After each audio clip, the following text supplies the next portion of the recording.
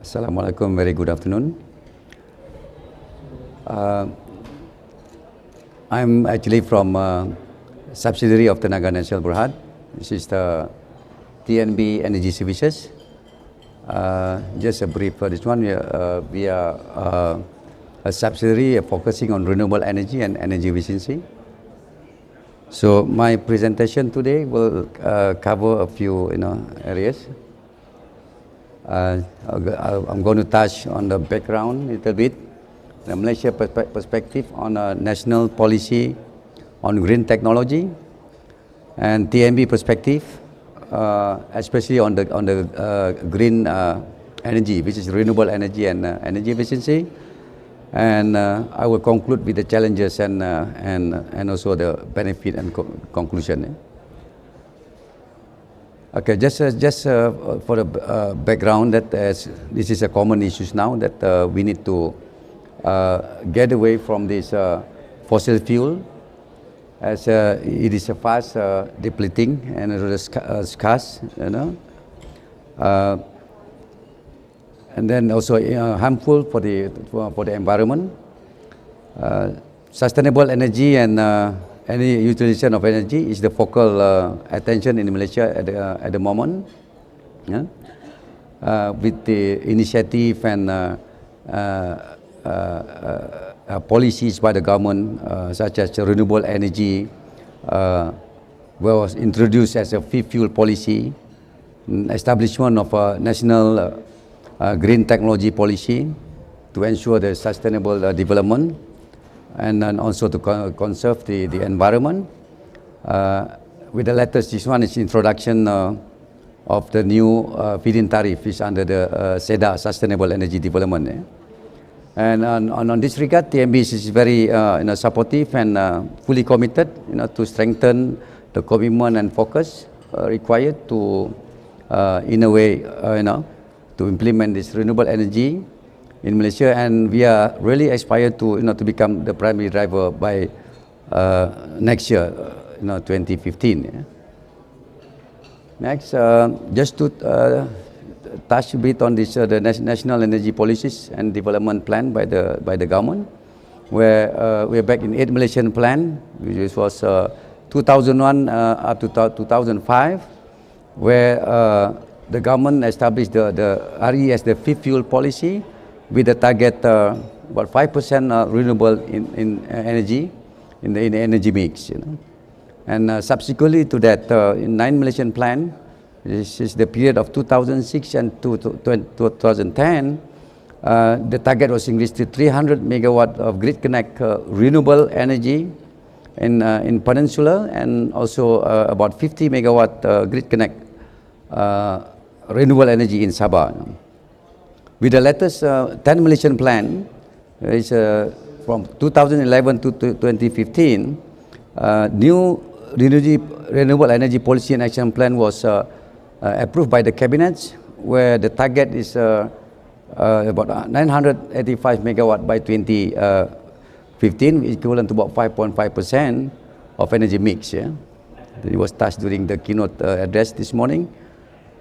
Next, just to touch a bit this one on national energy policies and development plan.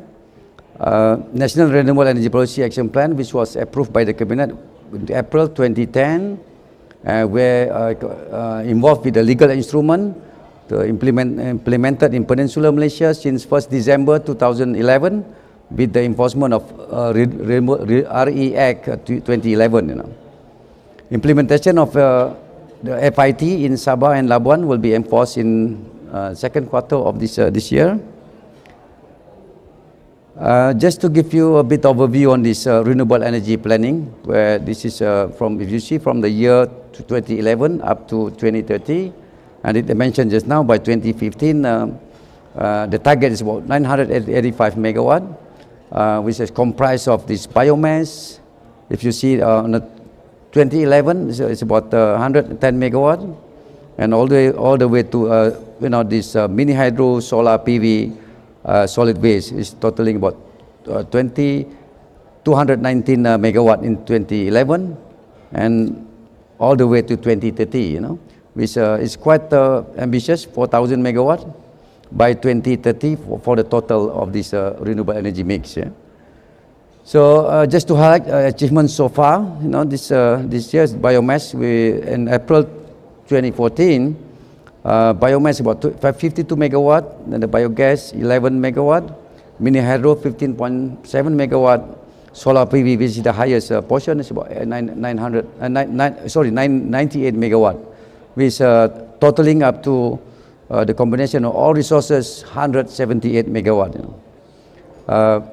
It's a bit low of the target, but I think we are there. And I mean the recent announcement by the government, there will be some adjustment and also more on this so-called the incentive and also this plus kind of declared by the government. Yeah?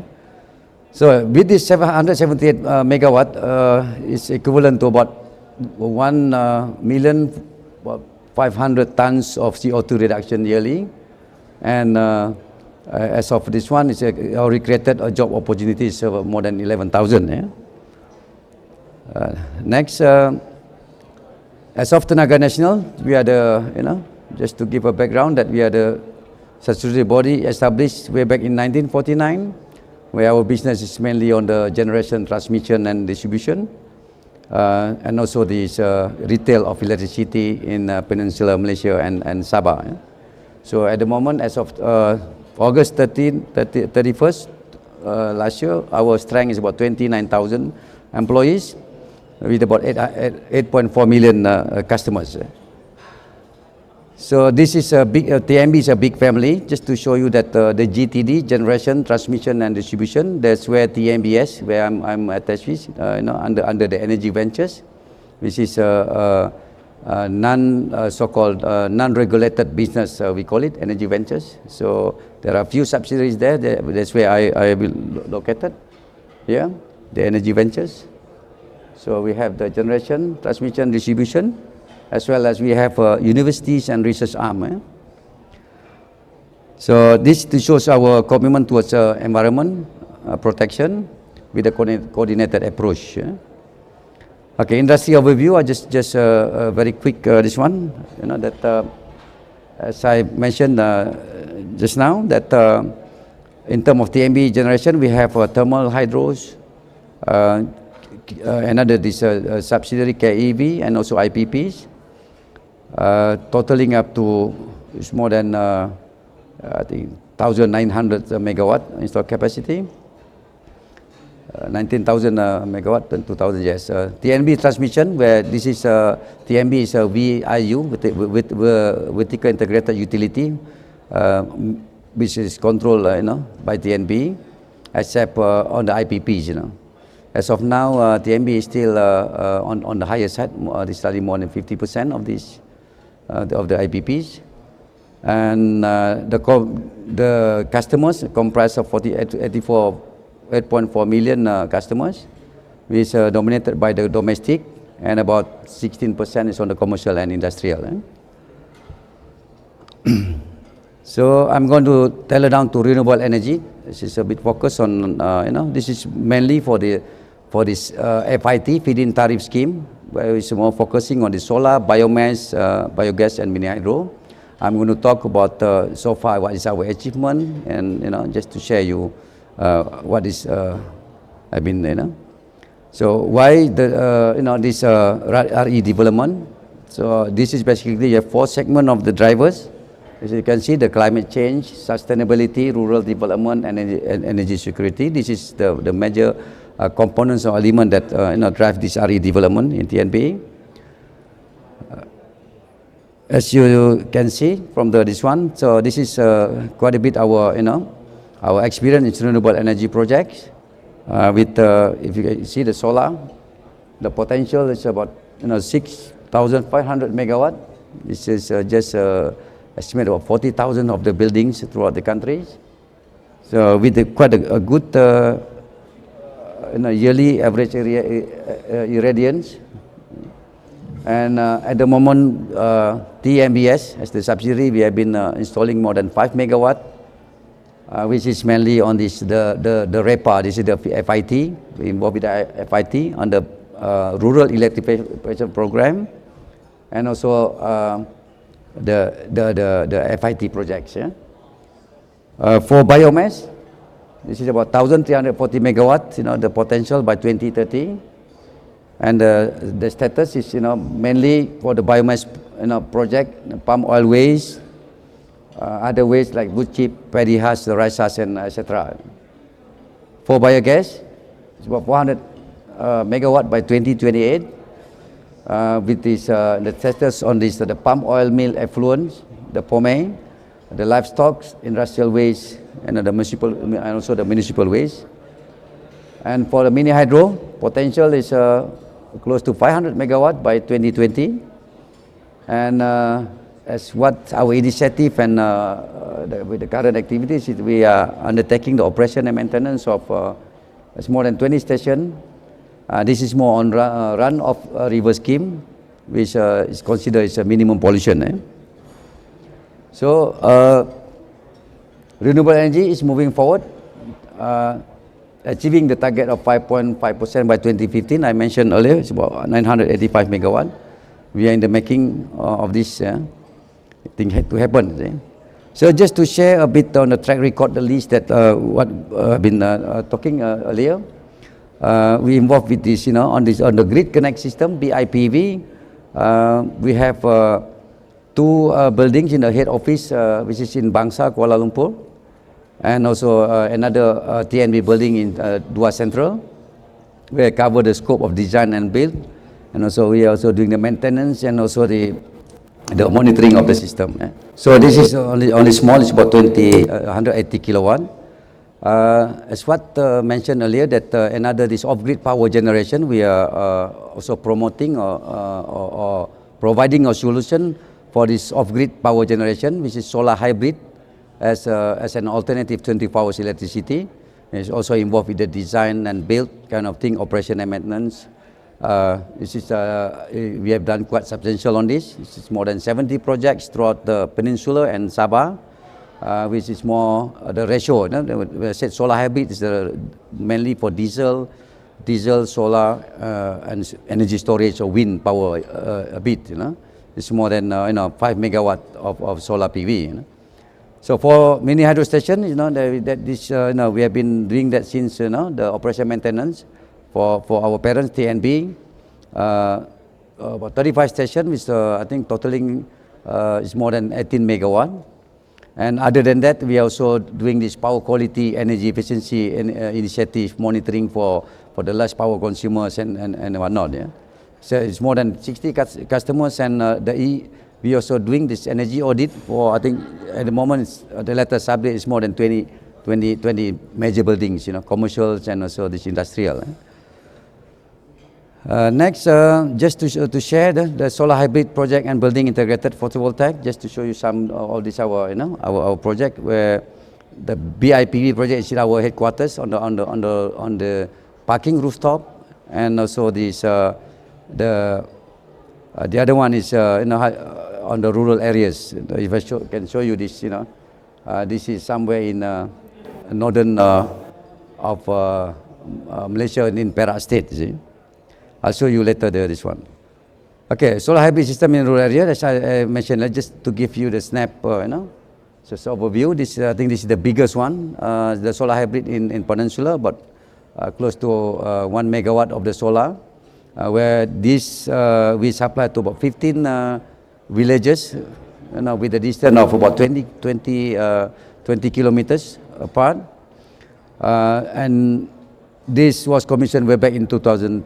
I think it has been operating very successfully, and the power supply is 24 hours, and we are charging the rural communities, mainly the Aborigines.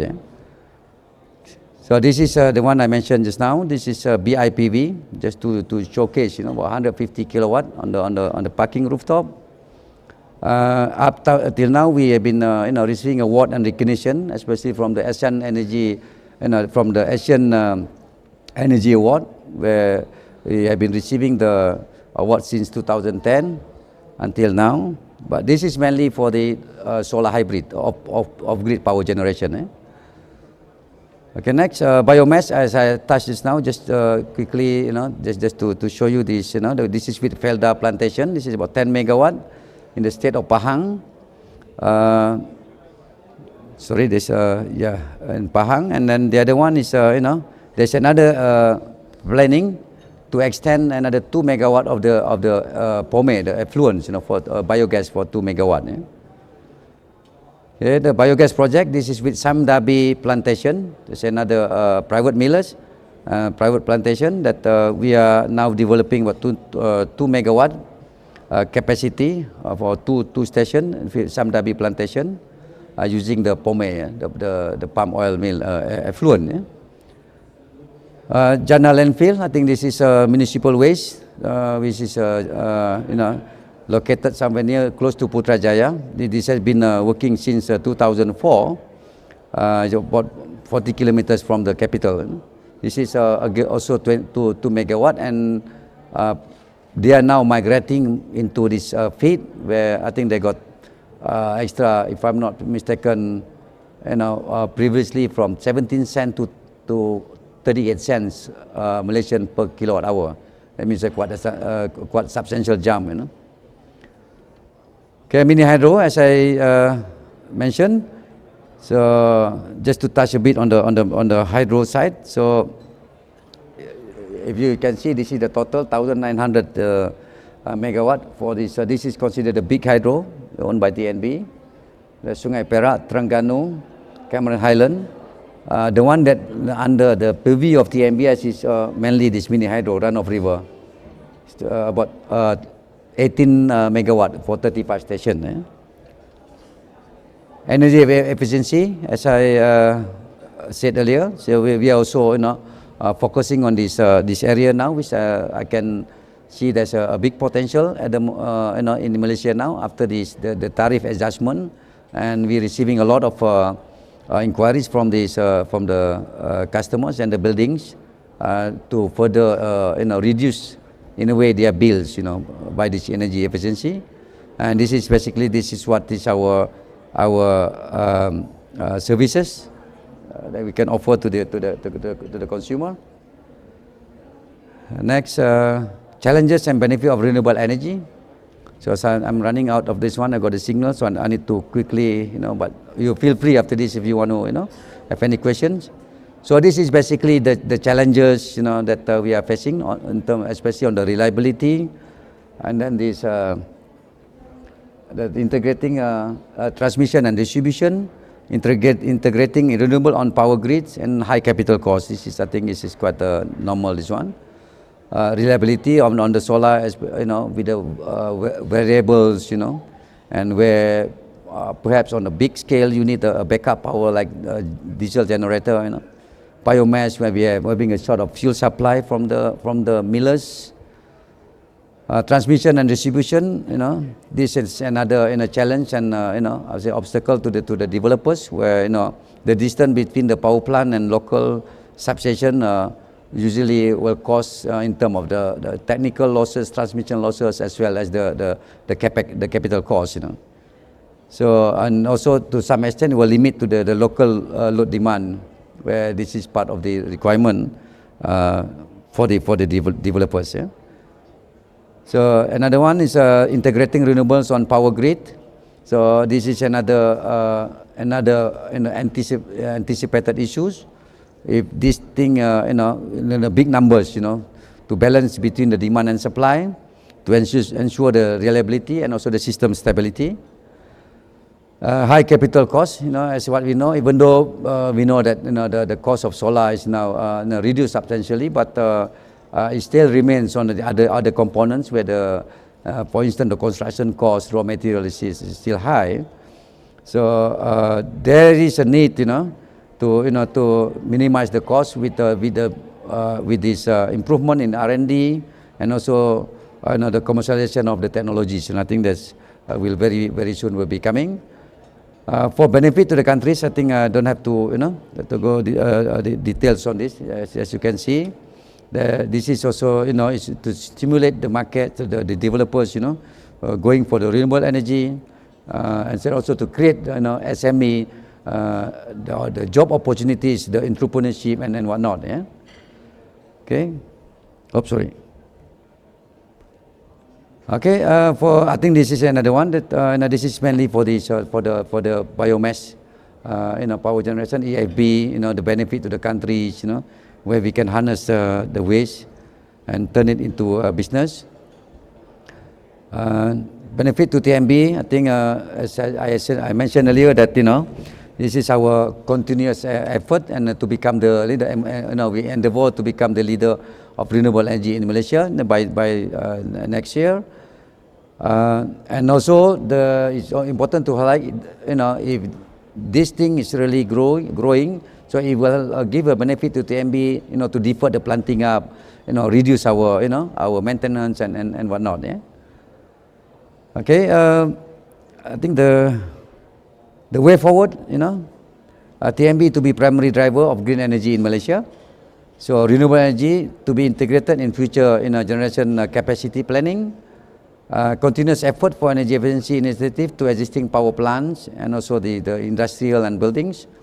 To intensify human capital development, to support growth of green technology, and this continue to support REPA through R&D initiative and supervisory to further reduce the development costs. I think that's end of my slide, and I don't know, perhaps if there's any question, I can answer a few. Do you have any interest in being outside of Malaysia, as in other countries in Asia? Yeah, I've been, well, thank you for that, this one. Even though I didn't put in my slide, but this morning keynote address by my Vice President that, it looks that, yes, we are going abroad. We are looking, at the moment, we are focusing in the Asian countries, especially in Indonesia, Myanmar, and Vietnam. On my side, I'm focusing on renewable energy and energy efficiency. Variable cost is probably minimal, maybe just maintenance cost. But if you put the fixed cost in, what do you estimate is the cost per megawatt hour for the solar PV? Yeah, PV. Okay, with the latest this one, I can, depending on how many megawatt, I mean, this is quite tricky, Dr. Thomas. This solar PV thing is quite tricky. That yes, we can see it from the rule of thumb. I mean, talking about in Malaysia, it's from 10 million per megawatt, the total system, grid connect. Now it's been reduced to, I can safely say, with the latest rate, it's about 7.5 to 8 million ringgit per megawatt. So it's about, I think, about 35-40% reduction from previously.